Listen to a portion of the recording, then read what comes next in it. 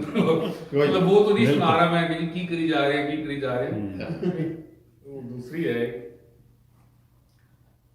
जे कोई जाहल लड़े तो गल कोई नहीं, जे कोई जाहिल लड़े तो गल कोई नहीं, आलम लड़न ना आप, आलम लड़न ना आप लड़ा रहे हैं, छुरियां साडिया हत्थां विच दे के रल आप हलवे अंडे खा रहे हैं।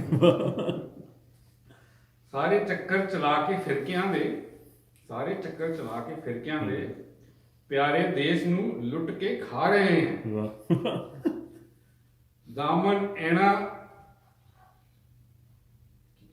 ऐना दादी की करना ए चाक एक दिन पग्गा साडियां नू हथ जो पार है।